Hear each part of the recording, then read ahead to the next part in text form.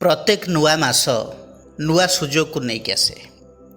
सकारात्मक चिंताधारा ही सफलतार प्रथम पदक्षेप होता है। नमस्कार बंधुगण, मु सागर कलाकार सागर संगम एस्ट्रोलॉजी ज्योतिष ज्ञान एंड कर्म चैनल को आपण मान स्वागत जनाऊँगी।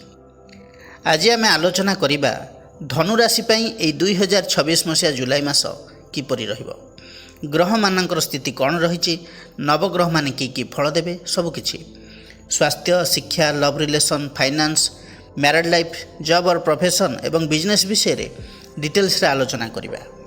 आसंतु प्रथमे नजर पकाइबा ग्रह गोचर स्थिति उपरे। आपणकर राशि तृतीय रे राहु, चतुर्थ रे शनि, षष्ठ रे मंगल, सप्तम रे रवि, अष्टम रे बुध एवं बृहस्पति एवं नवम रे शुक्र केतु अवस्थान करछन्ति। जुलाई 17 तारिख पर रवि अष्टम रे रहिबे, बुध एवं बृहस्पति युक्त होगी। बंधुगण, यही विचार जन्म राशि चंद्र राशि को आधार करी करा जायछि।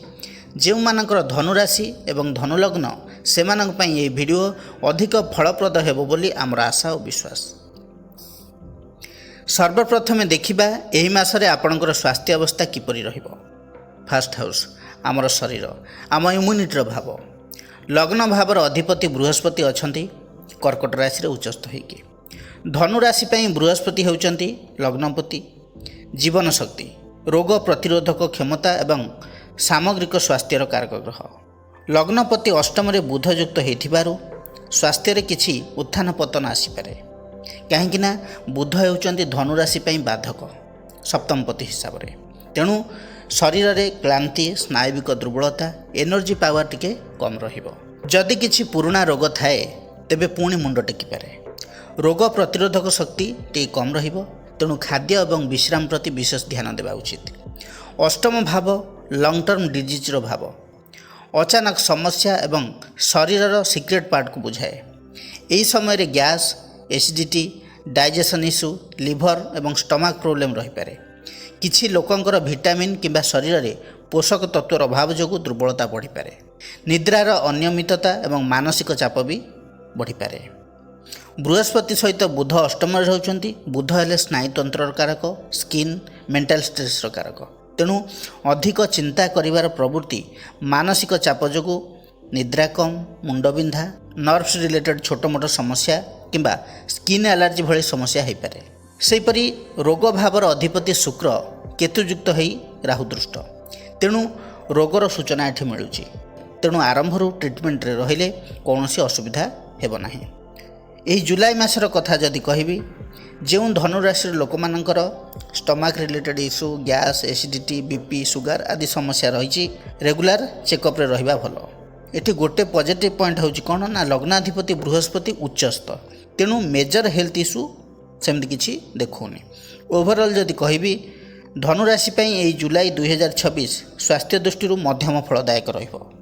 बड़ रोगर सूचना कम थिले मध्य पेट, मानसिक चाप, निद्रा, शारीरिक क्लांति, डाइजेशन इश्यू भली समस्या को अवहेला करवा ठीक नुहे। एठी आउ गोटे कथा कहि रखुछि, जो मानकर धनुराशि सहित धनुलग्न होइथिबो, जातक रे बृहस्पति पीड़ित थिबे, तेबे मेजर हेल्थ इश्यू किछि लोकंकर देखाइबार संभावना रहुछि। कारण धनुराशि लग्नपति बृहस्पति अष्टम स्थान रे अर्थात दुस्थान रे। मुख्यतः जेतेबेले बृहस्पति पीड़ित थाए लिभर इश्यू, फैटी लिभर किंबा हजम रे डाइजेशन इश्यू, कोलेस्ट्रॉल बढ़िबा, थकापण एवं शरीर भारी लागिबा, यही सब लक्षण शरीर रे देखा जाय थाए। तेणु जो मानकर ये सब रोग अल्प बहुत अच्छी से माने एही मासरे चेकअप रे रहिबा दरकार। एबे आलोचना करिबा शिक्षा विषय रे। पंचम भाव शिक्षार भाव। पंचमाधिपति होउचंती मंगल। मंगल अछंती षष्ठ भाव रे। तेणु छात्र छात्री परिश्रम अधिक करिया पड़िबो। पाठपढ़ा रे कंपिटिशन बढ़िबो। मन रे चंचलता एवं राग जोगु कंसंट्रेशन केबे केबे कमी पारे। जो माने नियमित पढ़िबे से माने भल फल पाइबे। मैथ, साइंस, टेक्निकल सब्जेक्ट रे उन्नति देखा दे पारे। सेहीपरि नवम भाव होची उच्च शिक्षार भाव। नवमाधिपति रवि सप्तम रे मिथुन राशि रे। Admission, interview, scholarship, higher study क्षेत्र में सकारात्मक फल मिल पारे। फॉरेन स्टडी किंबा घर ठारू डिस्टेंस रे रही पढ़िबार सुजोग आसपारे। शिक्षक एवं गुरुजनकर सहयोग मिलिबो। जुलाई 17 तारिख पर रवि अष्टम रे रहिबा फल କୌଣସି କାରଣରୁ ପାଠପଢ଼ାରେ ବାଧା ବିଳମ୍ବ କିମ୍ବା ମାନସିକ ଚାପ ଅନୁଭବ ହୋଇପାରେ। Research, psychology, medical, astrology, occult, investigation, data analysis ଭଳି ସବଜେକ୍ଟରେ ଇଣ୍ଟରେଷ୍ଟ ଛାତ୍ରଛାତ୍ରୀମାନଙ୍କର ବଢ଼ିପାରେ। ସବଜେକ୍ଟ ଚେଞ୍ଜ କରିବା ପାଇଁ ମନରେ ଆସିପାରେ। ଷଷ୍ଠ ଭାବରେ ମଙ୍ଗଳ ଥିବାରୁ competitive exam, entrance exam, government exam ପାଇଁ ଏ ହେଉଛି ପରିଶ୍ରମର ସମୟ। ପରିଶ୍ରମ ଅନୁସାରେ ଭଲ ଫଳ ମିଳିପାରେ। ସର୍ଟକଟ୍ ଠାରୁ ଦୂରରେ ରହି ନିୟମିତ ଅଭ୍ୟାସ କଲେ ସଫଳତାର ସମ୍ଭାବନା ଅଧିକ ରହିବ। ଜୁଲାଇ 17 ପରେ ରବି ଅଷ୍ଟମରେ ରହିବେ, ବୁଧ ବୃହସ୍ପତି ଯୁକ୍ତ ହୋଇକି। ଯେଉଁମାନେ finance, medicine, astrology, research, education, psychology ଏହିସବୁଥିରେ ଶିକ୍ଷା ଗ୍ରହଣ କରୁଛନ୍ତି ସେମାନେ ଭଲ ରେଜଲ୍ଟ କରିବେ। ମୋଟାମୋଟି ଭାବରେ କହିବାକୁ ଗଲେ ଧନୁରାଶି ପାଇଁ ଏହି ଜୁଲାଇ 2026 ଶିକ୍ଷା କ୍ଷେତ୍ରରେ ପରିଶ୍ରମ ଦ୍ୱାରା ସଫଳତାର ମାସ ରହିବ। ଆରମ୍ଭରୁ ଅପରଚ୍ୟୁନିଟି ଏବଂ ଶେଷ ବେଳକୁ କିଛି ଚ୍ୟାଲେଞ୍ଜେସ୍ ଆସିପାରେ।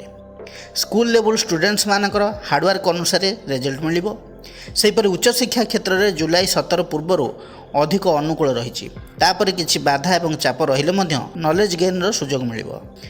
ଯେଉଁମାନେ କମ୍ପିଟେଟିଭ୍ ଏକ୍ଜାମ୍ ପ୍ରିପାରେସନ୍ କରୁଛନ୍ତି କନସିଷ୍ଟେନ୍ସି ରଖିଲେ ସଫଳତା ଲାଭ କରିବେ। ଏବେ ଆଲୋଚନା କରିବା ଫାଇନାନ୍ସ ବିଷୟରେ। ଦ୍ୱିତୀୟ ଭାବ ଧନର ଭାବ, ଦ୍ୱିତୀୟାଧିପତି ଶନି ଅଛନ୍ତି ଚତୁର୍ଥରେ। ଏହି ଜୁଲାଇ ମାସରେ ଧନର ପ୍ରଭାବ ସ୍ଥିର ରହିବ। ଅଚାନକ ବଡ଼ ଲାଭ ନ ମିଳିପାରେ, କିନ୍ତୁ ଧୀରେ ଧୀରେ ନିୟମିତ ଭାବରେ ଇନକମ୍ ଦେଖାଉଛି।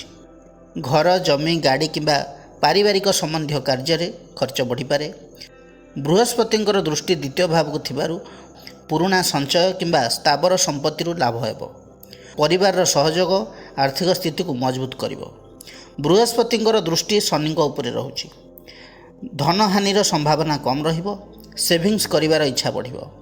ଅଟକିଥିବା ଟଙ୍କା ଧୀରେ ଧୀରେ ଫେରି ଆସିପାରେ। ଯଦି ପୂର୍ବରୁ କିଛି ବଡ଼ ଆର୍ଥିକ ସଙ୍କଟ ଦେଇ ଗତି କରୁଥିଲେ ବୃହସ୍ପତି ସେଭ୍ କରିପାରନ୍ତି। ବୁଦ୍ଧିମତାର ସହିତ ଇନଭେଷ୍ଟମେଣ୍ଟ କଲେ ଲଙ୍ଗ୍ ଟର୍ମ ପ୍ଲାନିଂରୁ ଲାଭ ମିଳିପାରେ। ବୃହସ୍ପତି ଲଗ୍ନାଧିପତି ଉଚ୍ଚସ୍ଥ ରହି ଧନପତି ଏବଂ ଧନ ଭାବକୁ ଦୃଷ୍ଟି ଦେଉଥିବାରୁ ଭାଗ୍ୟର ସହଯୋଗ ମିଳିବ। ଉଚ୍ଚପଦସ୍ଥ ବ୍ୟକ୍ତି କିମ୍ବା ଗୁରୁଜନଙ୍କର ସହାୟତାରେ ଆର୍ଥିକ ଲାଭ ହୋଇପାରେ। ଜ୍ଞାନ, ଶିକ୍ଷା, ଧାର୍ମିକ କିମ୍ବା ପରାମର୍ଶ ମାଧ୍ୟମରେ ଆୟର ସୁଯୋଗ ଆସିପାରେ। ଶନି ଦ୍ୱିତୀୟପତି ଚତୁର୍ଥରେ, ତେଣୁ ଧନ ତ ଆସିବ, କିନ୍ତୁ ପରିଶ୍ରମ ଏବଂ ପେସେନ୍ସ ଦ୍ୱାରା। ଅତ୍ୟଧିକ ରିସ୍କ କିମ୍ବା ସର୍ଟକଟ୍ କାମ କରିବାକୁ ଚେଷ୍ଟା କଲେ ଲାଭ କମ୍ ହୋଇପାରେ। ଜମି, ଘର, ବାଡ଼ି, କୃଷି, ନିର୍ମାଣ କାର୍ଯ୍ୟ, ଯାନବାହନ, ଏଜୁକେସନ୍ କିମ୍ବା ଲୌହଜାତ ଦ୍ରବ୍ୟରୁ ଲାଭର ସମ୍ଭାବନା ଅଧିକ ରହୁଛି। ଜୁଲାଇ 17 ତାରିଖ ପରେ ରବିଙ୍କର ରାଶି ପରିବର୍ତ୍ତନ ହେବ। କିଛି ଖର୍ଚ୍ଚ ହୋଇପାରେ। ଟ୍ୟାକ୍ସ, ଲୋନ୍, EMI, ଇନ୍ସୁରାନ୍ସ କିମ୍ବା ଅନ୍ୟ ଆବଶ୍ୟକୀୟ ଦାୟିତ୍ୱ ଉପରେ ଧ୍ୟାନ ଦେବାକୁ ପଡ଼ିପାରେ। ଏହି ସମୟରେ ବଡ଼ ରିସ୍କ ଇନଭେଷ୍ଟମେଣ୍ଟ ଠାରୁ ସାବଧାନ ରହିବା ଭଲ। ଧନୁରାଶି ପାଇଁ ଜୁଲାଇ 2026 ଆର୍ଥିକ ଦୃଷ୍ଟିରୁ ଏକ ସ୍ଥିର ଏବଂ ଧୀର ଉନ୍ନତିର ମାସ ହେବ। ଆୟରେ ସ୍ଥିରତା ରହିବ। ସଞ୍ଚୟର ସୁଯୋଗ ମିଳିବ। ପରିବାର ଏବଂ ସ୍ଥାବର ସମ୍ପତ୍ତିରୁ ଲାଭ ହୋଇପାରେ। ବୃହସ୍ପତିଙ୍କର ଦୃଷ୍ଟି ଧନ ଭାବକୁ ଏବଂ ଧନପତିକୁ ଷ୍ଟ୍ରଙ୍ଗ କରୁଥିବାରୁ ବଡ଼ ଧରଣର ଆର୍ଥିକ ସଙ୍କଟ ନାହିଁ। ନିୟମିତ ପରିଶ୍ରମ, ଲଙ୍ଗ୍ ଟର୍ମ ପ୍ଲାନିଂ, ପେସେନ୍ସ ରଖିଲେ ମାସର ଶେଷରେ ଆର୍ଥିକ ସ୍ଥିତି ପୂର୍ବ ତୁଳନାରେ ଭଲ ରହିବ। ଏବେ ଆଲୋଚନା କରିବା ଲଭ୍ ଲାଇଫ୍ ବିଷୟରେ। ପଞ୍ଚମ ଭାବ ଲଭ୍, ରୋମାନ୍ସ, ଆଟ୍ରାକ୍ସନ୍ର ଭାବ। ପଞ୍ଚମ ଭାବର ଅଧିପତି ଷଷ୍ଠରେ ଅଛନ୍ତି। ପଞ୍ଚମ ଭାବର ଅଧିପତି ହେଉଛନ୍ତି ମଙ୍ଗଳ, ଅଛନ୍ତି ଷଷ୍ଠରେ। ଷଷ୍ଠ ଭାବ ଶତ୍ରୁ, ବିବାଦ, ମିସ୍ଅଣ୍ଡରଷ୍ଟାଣ୍ଡିଂ, ମାନସିକ ଚାପର ଭାବ। ତେଣୁ ଲଭ୍ ଲାଇଫ୍ରେ ଛୋଟ ମୋଟ ମତଭେଦ, ଅଭିମାନ କିମ୍ବା ତର୍କ ହେବାର ସମ୍ଭାବନା ରହିବ। ନିଜର ରାଗ କିମ୍ବା ଜିଦ୍ ଯୋଗୁଁ ସମ୍ପର୍କରେ ଦୂରତା ସୃଷ୍ଟି ହୋଇପାରେ। ଯେଉଁମାନେ ୱାନ୍ ସାଇଡ଼୍ ଲଭ୍ କରୁଛନ୍ତି ବା ନ୍ୟୁ ଲଭ୍ରେ ଏବେ ଆସୁଛନ୍ତି ଅନେକ ବାଧା ପ୍ରତିବନ୍ଧକ ସୃଷ୍ଟି ହେବ। ପ୍ରପୋଜାଲ୍ ଦେଲେ ବି ସାଙ୍ଗେ ସାଙ୍ଗେ ପଜିଟିଭ୍ ଆନ୍ସର ନ ମିଳିବାର ସମ୍ଭାବନା ରହିପାରେ। ପଞ୍ଚମାଧିପତି ମଙ୍ଗଳ ଶୁକ୍ରଙ୍କ ଗୃହରେ ଥିବାରୁ ଶାରୀରିକ ଆକର୍ଷଣ ଅଧିକ ରହିବ। ମଙ୍ଗଳ ଗ୍ରହ ଲଭ୍, ଆକର୍ଷଣ, ଏକ୍ସାଇଟମେଣ୍ଟର କାରକ ଗ୍ରହ। ଏକ୍ସାଇଟମେଣ୍ଟକୁ ବଢ଼ାଇପାରେ, କିନ୍ତୁ ଅତ୍ୟଧିକ ଉତ୍ତେଜନା କିମ୍ବା ସନ୍ଦେହ ଯୋଗୁଁ ସମ୍ପର୍କରେ ଅସ୍ଥିରତା ଆସିପାରେ। ଯେଉଁମାନେ ଅବିବାହିତ ଅଛନ୍ତି, ସିଙ୍ଗିଲ୍ ଅଛନ୍ତି, workplace, competition, daily activity, service related ଫିଲ୍ଡରୁ କାହା ସହ ଆକର୍ଷଣ ସୃଷ୍ଟି ହୋଇପାରେ, କିନ୍ତୁ ସମ୍ପର୍କକୁ ଧୀରେ ଧୀରେ ଆଗକୁ ବଢ଼ାଇବା ଉଚିତ। ଓଭରଅଲ୍ ଯଦି କହିବି ଲଭ୍ ଲାଇଫ୍ ଧନୁରାଶିର ଏହି ଜୁଲାଇ ମାସରେ ଆଭରେଜ ରହିବ। ଏବେ ଆଲୋଚନା କରିବା ବିବାହ ଓ ଦାମ୍ପତ୍ୟ ଜୀବନ ବିଷୟରେ। ସପ୍ତମ ଭାବ ବିବାହ ଏବଂ ଜୀବନସାଥୀର ଭାବ। ସପ୍ତମରେ ଅଛନ୍ତି ରବି। ସ୍ୱାମୀ ସ୍ତ୍ରୀଙ୍କ ମଧ୍ୟରେ ଅହଙ୍କାର ଦେଖା ଦେଇପାରେ। ନିଜ କଥାକୁ ଠିକ୍ ବୋଲି ଭାବିପାରନ୍ତି। ପରସ୍ପର ମଧ୍ୟରେ ଆର୍ଗୁମେଣ୍ଟ କରିପାରନ୍ତି। ଜୀବନସାଥୀ ଆତ୍ମସମ୍ମାନ, ବୁଦ୍ଧିମାନ ଏବଂ ପ୍ରଭାବଶାଳୀ ସ୍ୱଭାବର ହୋଇପାରନ୍ତି। ଛୋଟ ଛୋଟ କଥାରେ ମତଭେଦ ହେବାର ସମ୍ଭାବନା ଦେଖାଉଛି। ଜୁଲାଇ 17 ପୂର୍ବରୁ ରବି ସପ୍ତମ ଭାବରେ ଥିବାରୁ ଦାମ୍ପତ୍ୟ ଜୀବନରେ ମତଭେଦ ରହିବ। ସପ୍ତମାଧିପତି ବୁଧ ଅଷ୍ଟମରେ ବୃହସ୍ପତି ଯୁକ୍ତ। ଅଷ୍ଟମ ଭାବ ହେଉଛି ପରିବର୍ତ୍ତନ, ସିକ୍ରେଟ୍ ମ୍ୟାଟର ଏବଂ ଦାମ୍ପତ୍ୟ ଜୀବନର ଗଭୀରତାକୁ ସୂଚାଏ। ତେଣୁ ଏହି ଗ୍ରହ ସଂଯୋଗ ଫଳରେ ସ୍ୱାମୀ ସ୍ତ୍ରୀଙ୍କ ମଧ୍ୟରେ ମନର କଥା ଲୁଚାଇ ରଖିବାର ପ୍ରବୃତ୍ତି ରହିପାରେ। ଜୀବନରେ ହଠାତ୍ କିଛି ପରିବର୍ତ୍ତନ ଆସିପାରେ। ସପ୍ତମାଧିପତି ଅଷ୍ଟମରେ ରହିଲେ ମଧ୍ୟ ବୃହସ୍ପତି ଯୁକ୍ତ ହୋଇଥିବାରୁ ଯଦି ବି କିଛି ସମସ୍ୟା ହୁଏ ସମ୍ପର୍କ ନ ଭାଙ୍ଗି ସମାଧାନର ରାସ୍ତା ମିଳିବ। ଜୀବନସାଥୀ ଶିକ୍ଷିତ, ବୁଦ୍ଧିମାନ, ଧାର୍ମିକ ପ୍ରବୃତ୍ତିର ମିଳିପାରନ୍ତି। ଲଗ୍ନାଧିପତି ବୃହସ୍ପତି ହେଉଛନ୍ତି ନୈସର୍ଗିକ ଶୁଭଗ୍ରହ। ଅଷ୍ଟମରେ ଥିବାରୁ ବିବାହ ବିଷୟରେ ବିଳମ୍ବ ବା ବାରମ୍ବାର ଚିନ୍ତା ହୋଇପାରେ। ବିବାହ ପରେ ଜୀବନରେ କିଛି ପରିବର୍ତ୍ତନ ଆସିପାରେ। ଯେଉଁମାନେ ଅବିବାହିତ ଅଛନ୍ତି, ସପ୍ତମାଧିପତି ବୁଧ ଲଗ୍ନପତି ବୃହସ୍ପତି ସହ ଯୁକ୍ତ ହେବା ଫଳରେ ଏକ ଶୁଭ ସଂକେତ ଦେଖାଉଛି। ବିବାହ ପ୍ରସ୍ତାବ ଏବଂ ସମ୍ପର୍କ ସ୍ଥିର ହେବା କିମ୍ବା ବିବାହ କଥା ଆଗକୁ ବଢ଼ିବାର ସମ୍ଭାବନା ରହିଛି। କିନ୍ତୁ ଅଷ୍ଟମ ଭାବର ପ୍ରଭାବ ଥିବାରୁ, ସପ୍ତମପତି ଅଷ୍ଟମରେ ଥିବାରୁ କିଛି ବାଧା, ବିଳମ୍ବ ଏବଂ ପରିବାର ପକ୍ଷରୁ ଚିନ୍ତା ଦେଖା ଦେଇପାରେ। ଯେଉଁମାନେ ବିବାହିତ ବ୍ୟକ୍ତି ଅଛନ୍ତି, ମାସର ଫାଷ୍ଟ ହାଫ୍ରେ ମତଭେଦ, ରାଗ କିମ୍ବା କମ୍ୟୁନିକେସନର ଅଭାବ ହୋଇପାରେ। ଜୁଲାଇ 17 ତାରିଖ ପରେ ପରିସ୍ଥିତି ଧୀରେ ଧୀରେ ଭଲ ହେବ। ଆର୍ଥିକ ବା ପାରିବାରିକ ବିଷୟ ଦୃଷ୍ଟିରୁ ମିଶିକି ନିଷ୍ପତ୍ତି ନେବାକୁ ପଡ଼ିପାରେ। ଏହି ମାସରେ ପେସେନ୍ସର ସହିତ ଭଲ ବ୍ୟବହାର, ମଧୁର କଥା ଦାମ୍ପତ୍ୟ ଜୀବନକୁ ସୁଦୃଢ଼ କରିବାରେ ସାହାଯ୍ୟ କରିବ। ଓଭରଅଲ୍ କହିବାକୁ ଗଲେ ଏହି ଜୁଲାଇ ମାସରେ ବିବାହ ଯୋଗ ଅଛି, କିନ୍ତୁ ବିଳମ୍ବ ହେବ। ଦାମ୍ପତ୍ୟ ସୁଖ ମଧ୍ୟମ ଧରଣ ରହିବ।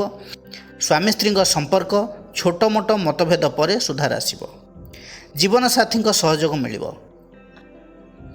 ଏହି ମାସରେ ସମ୍ପର୍କରେ ଫାଟ କମ୍ ସମୟ ପାଇଁ ହୋଇପାରେ, କିନ୍ତୁ ବିଚ୍ଛେଦ ଯୋଗ ନାହିଁ। ଜୁଲାଇ 17 ପରେ ଅଧିକ ପଜିଟିଭ୍ ଆଶା କରାଯାଇପାରେ। ମୋଟାମୋଟି ଭାବରେ ଦେଖିବାକୁ ଗଲେ ଧନୁରାଶି ପାଇଁ ଜୁଲାଇ 2026 ଦାମ୍ପତ୍ୟ ଜୀବନ ଅପ୍ ଡାଉନ୍ ରହିବ, ମିଶ୍ରିତ ଫଳ ପ୍ରଦାନ କରିବ। ଏବେ ଆଲୋଚନା କରିବା ଜବ୍ ଅର୍ ପ୍ରଫେସନ୍ ବିଷୟରେ। ଦଶମ ଭାବ କର୍ମର ଭାବ। ଦଶମାଧିପତି ବୁଧ ଅଷ୍ଟମରେ ଥିବାରୁ କର୍ମକ୍ଷେତ୍ରରେ ହଠାତ୍ ପରିବର୍ତ୍ତନ, ଦାୟିତ୍ୱ ବୃଦ୍ଧି, ଚାପ କିମ୍ବା କାମ କରିବାର ତରିକା ବଦଳିପାରେ।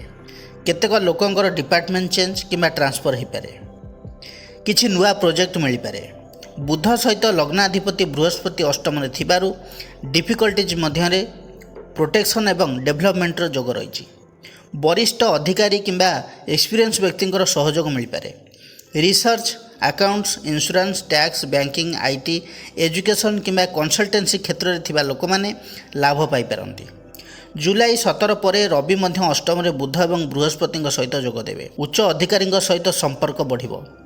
କାମରେ ପରିଚୟ ଏବଂ ସମ୍ମାନ ମିଳିପାରେ। ପ୍ରମୋସନ୍, ଆପ୍ରୁଭାଲ୍ କିମ୍ବା ନୂଆ ଦାୟିତ୍ୱ ମିଳିବାର ଯୋଗ ରହିଛି।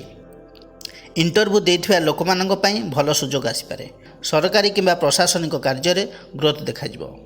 ଏହି ମାସରେ ଧନୁରାଶିର ବ୍ୟକ୍ତିବିଶେଷଙ୍କୁ ଚାକିରି କ୍ଷେତ୍ରରେ କିଛି ସାବଧାନତା ବି ରହିଛି। ଅଷ୍ଟମ ଭାବର ପ୍ରଭାବ ଥିବାରୁ ଅଫିସ୍ ପଲିଟିକ୍ସ, ହିଡେନ୍ ଏନିମିଜ୍କୁ ନେଇ ସତର୍କ ରୁହନ୍ତୁ। ଡକୁମେଣ୍ଟ, ଇମେଲ୍, ଆର୍ଥିକ ହିସାବରେ ଭୁଲଭାଲ କରନ୍ତୁ ନାହିଁ। ସହକର୍ମୀଙ୍କ ସହିତ ଅନନେସେସରି ଆର୍ଗୁମେଣ୍ଟରୁ ଦୂରେଇ ରୁହନ୍ତୁ। କାମର ଚାପ ବଢ଼ିପାରେ, ତେଣୁ ପେସେନ୍ସ ରଖିବା ଆବଶ୍ୟକ। ମୋଟାମୋଟି ଭାବରେ କହିବାକୁ ଗଲେ ଧନୁରାଶି ପାଇଁ ଚାକିରି କ୍ଷେତ୍ରରେ ପରିବର୍ତ୍ତନ, ଅଧିକ ଦାୟିତ୍ୱ ରହିବ ଏବଂ ଧୀରେ ଧୀରେ ଉନ୍ନତି ହେବ। ବିଶେଷ କରି ଜୁଲାଇ 17 ତାରିଖ ପରେ ସ୍ଥିତି ପୂର୍ବ ଅପେକ୍ଷା ଅଧିକ ଅନୁକୂଳ ହେବ। କଷ୍ଟ ରହିବ, କିନ୍ତୁ କର୍ମକ୍ଷେତ୍ରରେ ସମ୍ମାନ ଏବଂ ଗ୍ରୋଥର ଯୋଗ ମଧ୍ୟ ରହିଛି। ଏବେ ଆଲୋଚନା କରିବା ବିଜନେସ୍ ବିଷୟରେ। ସପ୍ତମ ଭାବ ବିଜନେସ୍ର ଭାବ। ସପ୍ତମାଧିପତି ହେଉଛନ୍ତି ବୁଧ। ବୁଧ ହେଲେ ବାଣିଜ୍ୟ କାରକ ଗ୍ରହ। ବୁଧ ଅଷ୍ଟମରେ ବୃହସ୍ପତି ସହିତ ଅଛନ୍ତି। ରବି ଜୁଲାଇ 17 ତାରିଖ ପର୍ଯ୍ୟନ୍ତ ସପ୍ତମ ଭାବରେ ରହିବେ। ତାପରେ ଅଷ୍ଟମ ଭାବକୁ ଯାଇ ବୁଧ ବୃହସ୍ପତିଙ୍କ ସହିତ ରହିବେ। ମାସର ଫାଷ୍ଟ ହାଫ୍ କେମିତି ରହିବ ଆସନ୍ତୁ ଜାଣିବା। ଜୁଲାଇ 17 ଭିତରେ ରବି ସପ୍ତମରେ ରହୁଥିବାରୁ ବ୍ୟବସାୟରେ ନୂଆ ଲୋକଙ୍କ ସହ ସମ୍ପର୍କ ବଢ଼ିବ। କ୍ଲାଏଣ୍ଟ, ପାର୍ଟନର କିମ୍ବା କଷ୍ଟମରଙ୍କ ସହିତ କଥାବାର୍ତ୍ତା ବଢ଼ିବ। କିନ୍ତୁ ସପ୍ତମପତି ବୁଧ ଅଷ୍ଟମରେ ଥିବାରୁ ଲାଭ ହେଲେ ମଧ୍ୟ ସେଥିରେ ବିଳମ୍ବ ଦେଖାଇବ। ପୁରୁଣା ଦେୟ ଟଙ୍କା ଅଟକି ରହିପାରେ। ପାର୍ଟନରସିପ୍ ବିଜନେସ୍ରେ ମତଭେଦ ଛୋଟମୋଟ ବିବାଦ ମୁଣ୍ଡ ଟେକିପାରେ। ଜୁଲାଇ 17 ତାରିଖ ପରେ ରବି ଅଷ୍ଟମ ଭାବକୁ ଯାଇ ବୁଧ ଏବଂ ବୃହସ୍ପତିଙ୍କ ସହ ଯୁକ୍ତ ହେବା ପରେ ବ୍ୟବସାୟରେ ପରିବର୍ତ୍ତନ ଏବଂ ନୂଆ ଆୟୋଜନ ହେବ। ଅଷ୍ଟମ ଭାବ ହେଉଛି ପରିବର୍ତ୍ତନର ଭାବ, ତେଣୁ ବିଜନେସ୍ର ସିଷ୍ଟମ୍ ବଦଳାଇବାକୁ ଆପଣ ଚିନ୍ତା କରିପାରନ୍ତି। ନ୍ୟୁ ପ୍ରଡ଼କ୍ଟ କିମ୍ବା ନୂଆ ସେବା ଆରମ୍ଭ କରିବାର ଭାବନା ମନରେ ଆସିପାରେ।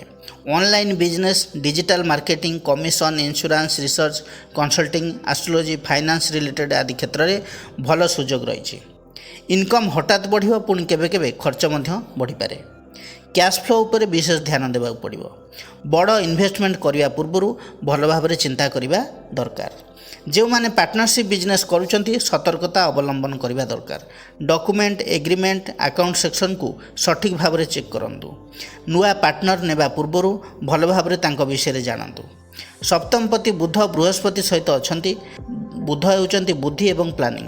ବୃହସ୍ପତି ହେଉଛନ୍ତି ଜ୍ଞାନର କାରକ ଗ୍ରହ, ତେଣୁ ବୁଧ ବୃହସ୍ପତିଙ୍କର ସଂଯୋଗ ଫଳରେ ନୂଆ ଆଇଡ଼ିଆରୁ ଲାଭ ମିଳିପାରେ। ସୋସିଆଲ ମିଡ଼ିଆ, ୟୁଟ୍ୟୁବ୍, ଅନଲାଇନ୍ କାର୍ଯ୍ୟ ଯେଉଁମାନେ କରୁଛନ୍ତି, ଏଜୁକେସନ୍ ରିଲେଟେଡ୍ କଣ୍ଟେଣ୍ଟ ଯେଉଁମାନେ ବନାଉଛନ୍ତି, କନସଲ୍ଟିଂ, ଟ୍ରେଡିଂ କାମ ଯେଉଁମାନେ କରୁଛନ୍ତି, ସେମାନଙ୍କ ପାଇଁ ଭଲ ସୁଯୋଗ ରହିଛି। ଓଭରଅଲ୍ କହିବାକୁ ଗଲେ ଧନୁରାଶି ପାଇଁ ଏହି ଜୁଲାଇ 2026 ବିଜନେସ୍ ଦୃଷ୍ଟିରୁ ମିଶ୍ରିତ ଫଳ ପ୍ରଦାନ କଲେ ମଧ୍ୟ ଉନ୍ନତିମୂଳକ ରହିବ। ନୂଆ ସୁଯୋଗ ମିଳିବ। ସଠିକ୍ ଯୋଜନା ଏବଂ ବୁଦ୍ଧି ପ୍ରୟୋଗ ଦ୍ୱାରା ଲାଭ ହେବ। ଅଟକି ରହିଥିବା କାମ ଚାଲୁ ହେବ। ଯେଉଁମାନଙ୍କର ବିଜନେସ୍ ଷ୍ଟପ୍ ହୋଇଯାଇଥିଲା ପୁଣି ଚାଲିବ। ଧନୁରାଶିର ବ୍ୟକ୍ତିବିଶେଷମାନେ ପ୍ରତିକାର କ'ଣ କରିବେ? ଆପଣଙ୍କର ରାଶ୍ୟାଧିପତି ହେଲେ ବୃହସ୍ପତି। ବୃହସ୍ପତିଙ୍କର ବୀଜ ମନ୍ତ୍ରକୁ ଜପ କରନ୍ତୁ। ମନ୍ତ୍ରଟି ହେଲା ଓଂ ଗ୍ରାଂ ଗ୍ରିଂ ଗ୍ରୌଂ ସ ଗୁରବେ ନମଃ। ଦୈନିକ ଏହି ମନ୍ତ୍ରକୁ 108 ଥର ଜପ କରନ୍ତୁ। ବିଷ୍ଣୁ ସହସ୍ର ନାମର ପାଠ କରନ୍ତୁ। ସ୍ନାନ ସମୟରେ ଜଳରେ ହଳଦୀ ମିଶାଇ ସ୍ନାନ କରନ୍ତୁ, ଆପଣଙ୍କ ପାଇଁ ଶୁଭ ରହିବ। ବନ୍ଧୁଗଣ, ଏହା ଥିଲା ଧନୁରାଶି ପାଇଁ 2026 ଜୁଲାଇ ମାସର ମାସିକ ରାଶିଫଳ ବିଷୟରେ ବିସ୍ତୃତ ଆଲୋଚନା। ଯଦି ଭିଡ଼ିଓଟି ଭଲ ଲାଗିଥାଏ ତେବେ ଲାଇକ୍, କମେଣ୍ଟ, ସେୟାର କରିବାକୁ ଜମାରୁ ବି ଭୁଲିବେ ନାହିଁ। ପୁଣି ଆସିବି ନୂଆ ଏକ ଅଧ୍ୟାୟକୁ ନେଇ। ସେ ପର୍ଯ୍ୟନ୍ତ ରହୁଛି ନମସ୍କାର।